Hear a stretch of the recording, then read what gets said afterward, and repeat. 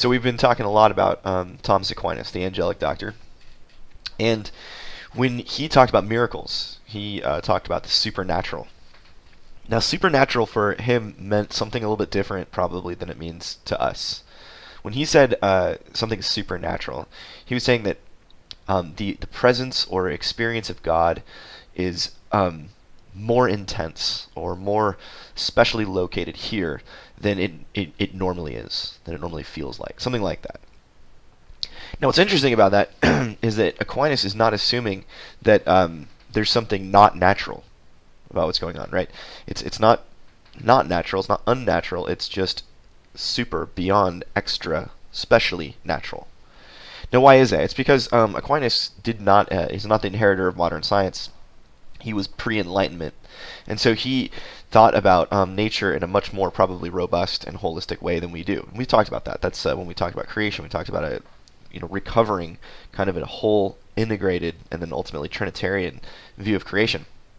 Well, nature falls into that, and because Thomas Aquinas was pre-modern, he had a very holistic, integrated view of nature. Whatever you're dealing with nature, you're already dealing with something divine, because there's not some clear dividing line between the natural and the supernatural.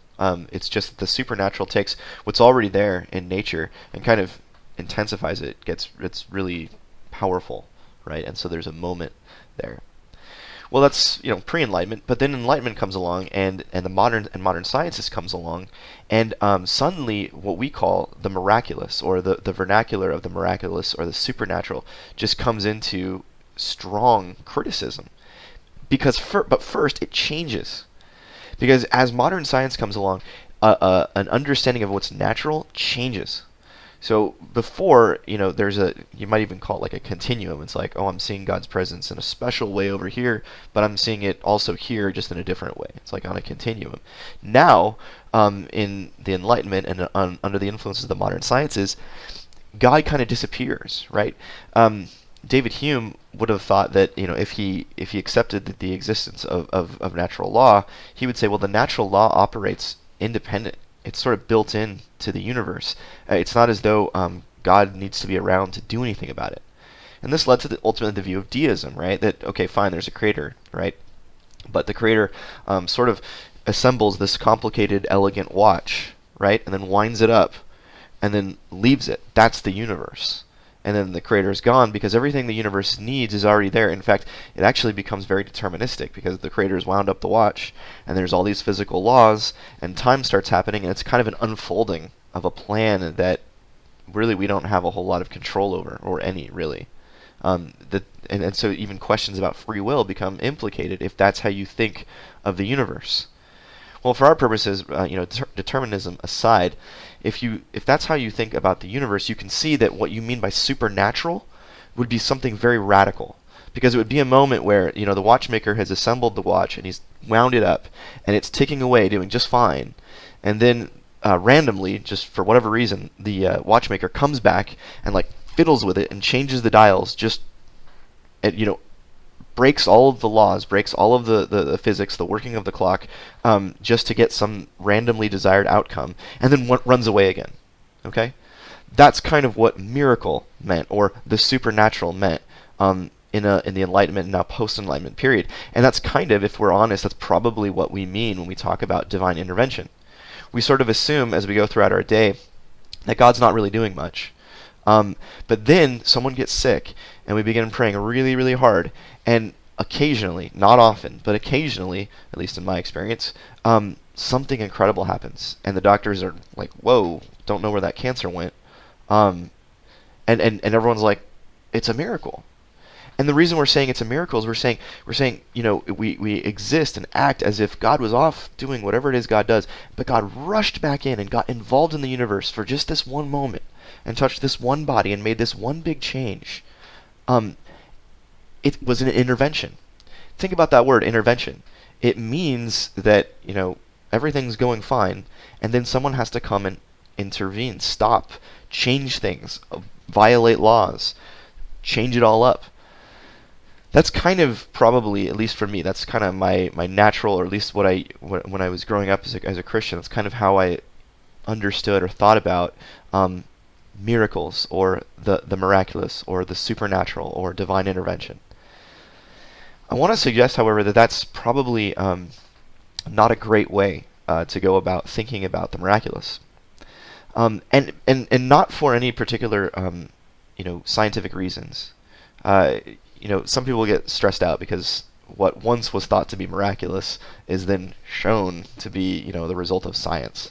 So you could, any natural phenomena like the northern lights or something like that. Oh, it's God creating lights in the sky, and then we find out, oh no, it's actually the reflection of the light off of the atmosphere and blah blah blah. I don't know, but that and so what was miraculous suddenly becomes natural. You see that dualism, that needs to be overcome. And the reason it needs to be overcome is not because of some scientific reason, but because of a theological reason, namely a Trinitarian reason. If we're going to talk about God's providence, and that's one of the subjects this week, God's intent, the way God governs or rules the world, we have got to remember that God is not the God of the Enlightenment. God is not a monistic single being, right, that's off somewhere else. That's not our God. Our God is a triune God. And what's important in this particular instance about God's triunity is that God's Spirit is everywhere. Theologians like to use the word perichoresis. Perichoresis means like interpenetration. Okay, and perichoresis is one of the ways that theologians talk about the Trinity being one and yet three persons. It's also one of the ways that theologians will talk about the way that the divine and human nature sort of intersect in the person of Jesus.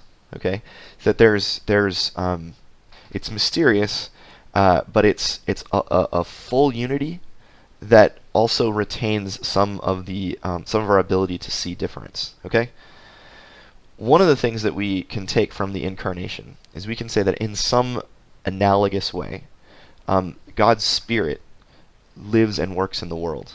And we know this from the scriptures. The Bible says this happens all the time. In fact, the Bible is very, very insistent on praying for the presence of the Spirit.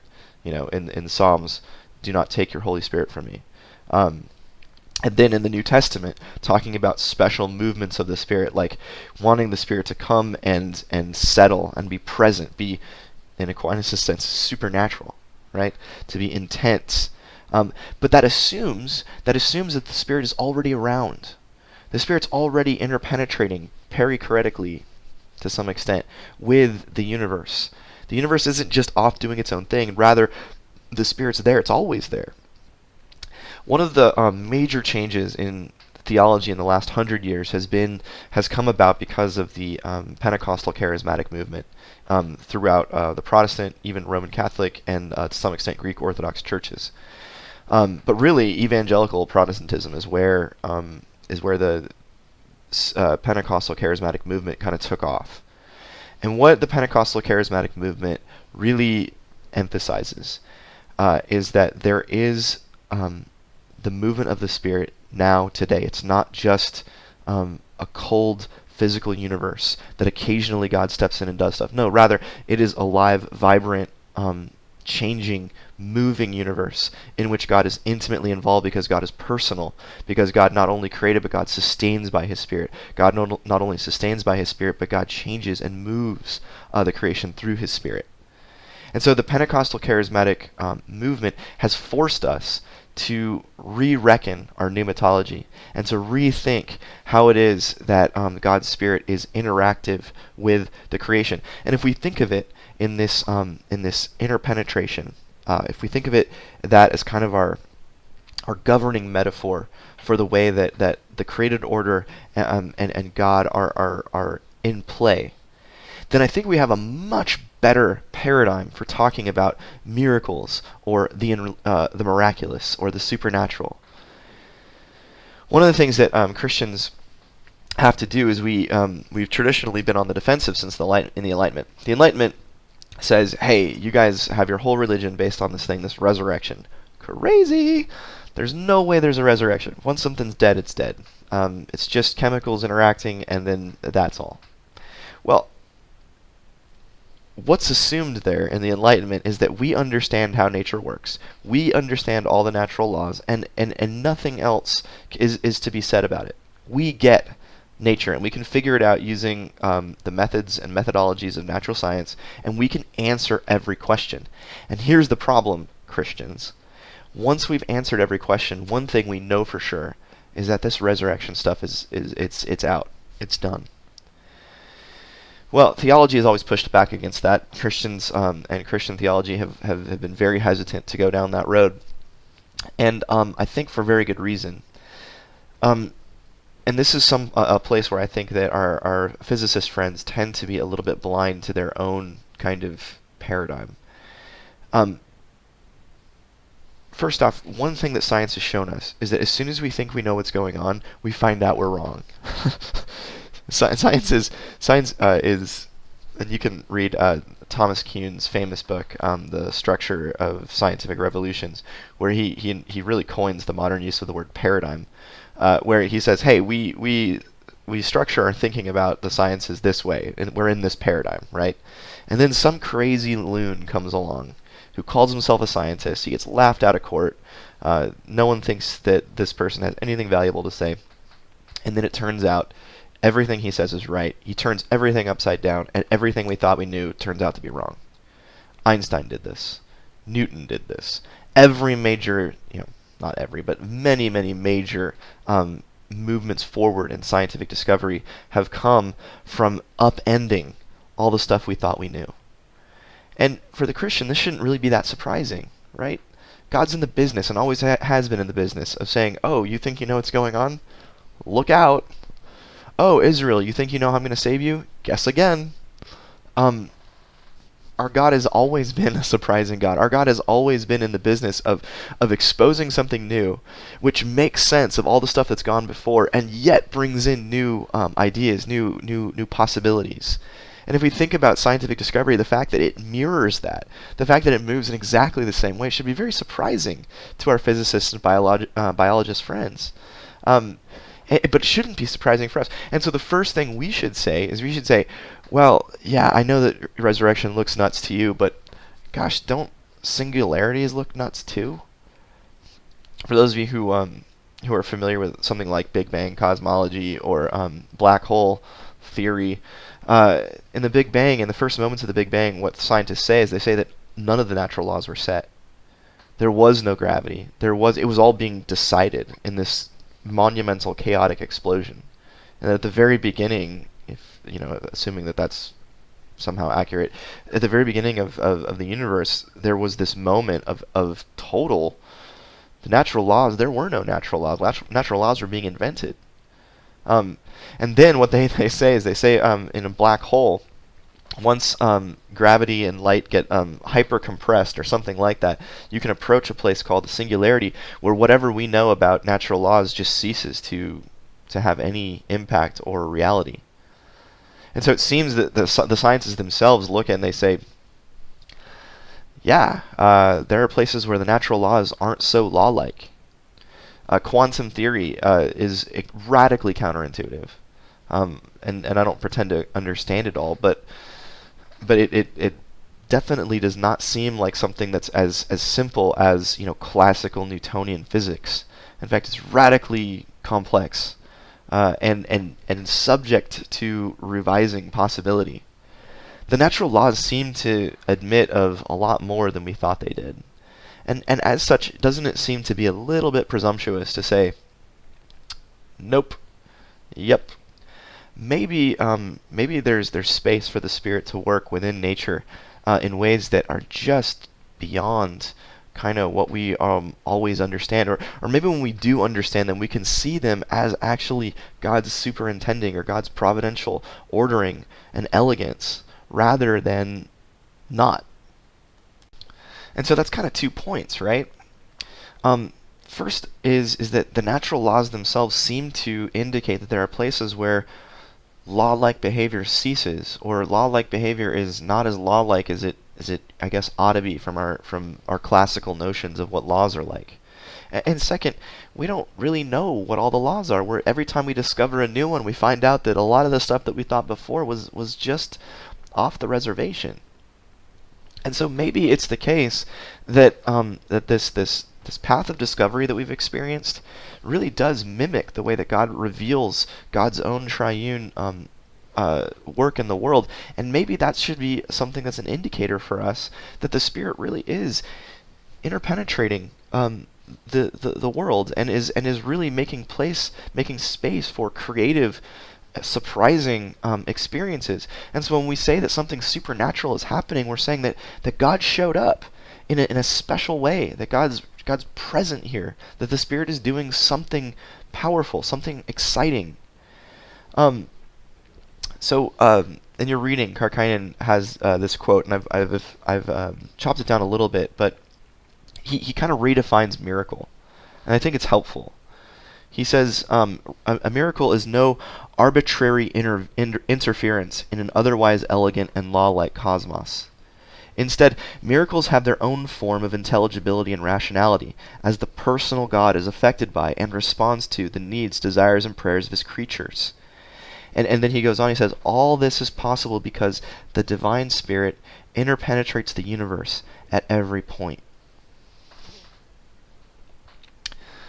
And so you might be wondering what the cash value of a view like this is. Well, the first, and I think probably really helpful thing, is it gives us a way to say that, hey, when Mary Ann was cured from cancer, just randomly, in our church, we can say that that wasn't something like God just was far off and then got involved and then ran away again.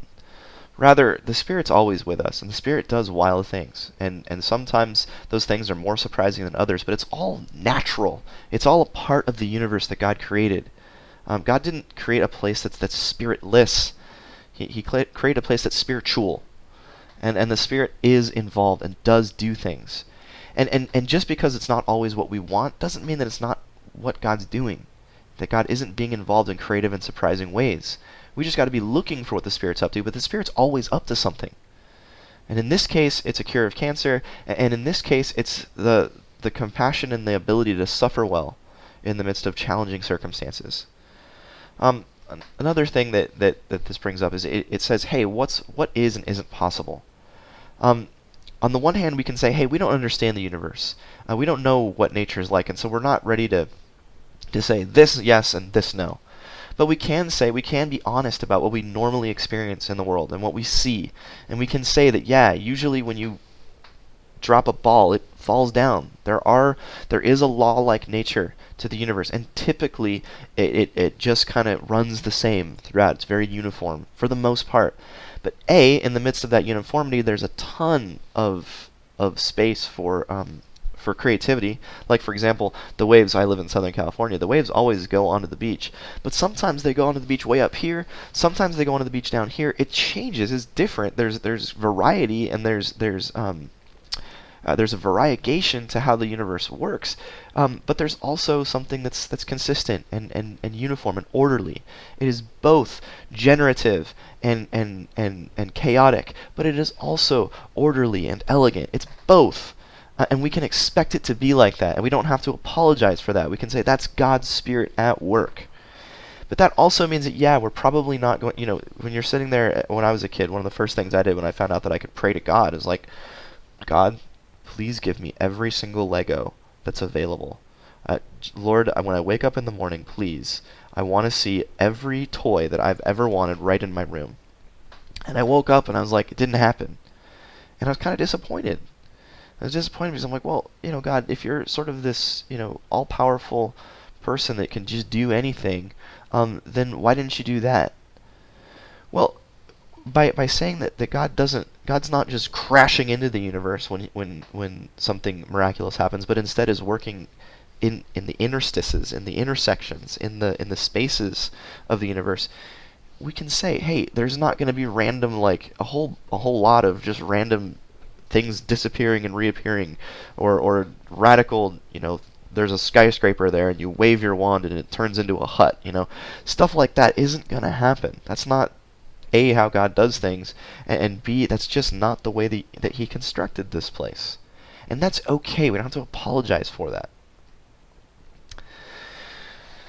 If you're going along with kind of the the doctrine, if you will, of providence, or the superintention of the created order, God's governance of the creation, God's Trinitarian involved relational governance. You're maybe wondering, it does sound different than like a classical view. Well, I've tried to defend that it's actually not that different from like Augustine or Aquinas, like the tradition, the deep tradition, the old tradition, but it is different, yes, from what's happened in Enlightenment theology. And that's because it really does take seriously the perichoretic nature of the Spirit's involvement in the world. And it also takes very seriously that God created, and God likes the universe the way it is. He made it to be this way. Karkainen, in his book, he calls a view that's very similar to this. He calls it panentheistic. I don't love that term because it comes with a lot of baggage. For those of you who are really interested in some of the labels of theology, panentheism is something that Jürgen Moltmann has been either accused or tagged as, and it's this view that God is wholly immanent in the creation, that God, everything that we touch and experience is somehow God or God's body, something like that. I tend to and to his credit, Karkainen doesn't go all the way here. Karkainen also holds a strong sense of God's beyondness or transcendence or separation from the created order. He's very Trinitarian in that God is wholly other, but God is wholly involved. Panentheism typically, classically, traditionally indicates a God that's wholly immanent, is right here, and doesn't have that kind of transcendent beyond quality as well.